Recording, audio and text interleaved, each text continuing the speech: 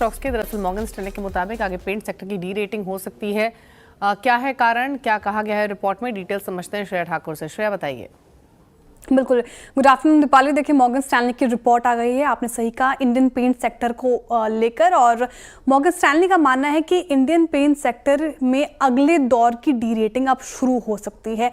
कारण क्या है, तो मॉर्गन स्टैनली कहा कि जो पिछले आप देखें डिसिप्लिन तरीके से पिछले कुछ सालों में जो डबल डिजिट ग्रोथ हमें देखने को मिली, अब वो हाइपर कंपटीशन की वजह से कहीं ना कहीं पीछे छूटता हुआ जा रहा है। मैक्रो इकोनॉमिक आप ट्रेंड्स देख ले, जैसे कि जीडीपी या फिर कंजप्शन ग्रोथ से कहीं ना कहीं अब ये सेक्टर डिस्कनेक्ट होता जा रहा है। बाजार में हाइपर कंपटीशन है, खासकर बिरला ओपस जैसे कंपनी की एंट्री के बाद पुराने खिलाड़ी जो हैं अपने मार्केट शेयर को बचाने की कोशिश कर रहे हैं।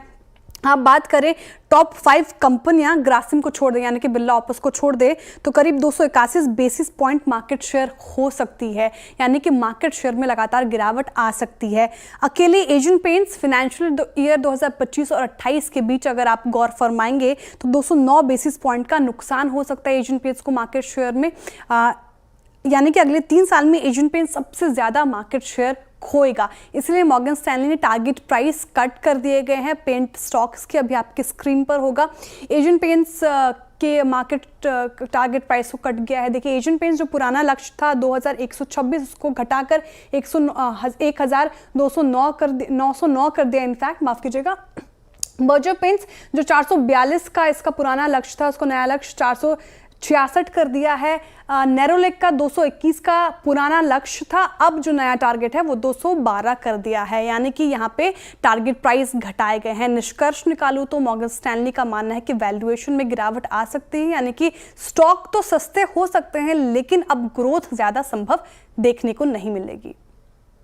ओके, तो रेस्ट्रिक्टिव व्यू पेंट स्टॉक्स को लेकर, पेंट सेक्टर को लेकर मॉर्गन स्टैनली की तरफ से। थैंक यू श्रेया ये डिटेल्स बताने के लिए। अच्छा, एक राय एशियन पेंट्स पर ले लेते हैं। असित के एक बार चार्ट्स देख लेते हैं और समझते हैं कि यहाँ पर व्यू क्या है। एशियन पेंट्स हालांकि अभी आज भी 22 रुपये नीचे 1% के लॉसेस के साथ ट्रेड कर रहा है। थोड़ा सा वॉलेटाइल रहा है सुबह से लेकर अब तक, लेकिन डाटा क्या इंडिकेट कर रहा है वो समझते हैं। क्या राय रहेगी एशियन पेंट्स पर असित आपकी? दीपाली जी, मेरे हिसाब से न्यूट्रल व्यू रहेगा। Definitely not a short at this point of time, but at the same time long जाने के लिए भी कोई ऐसा डेटा में नहीं है जहाँ पे कि हम काफी स्ट्रांगली कन्विक्शन रख सके।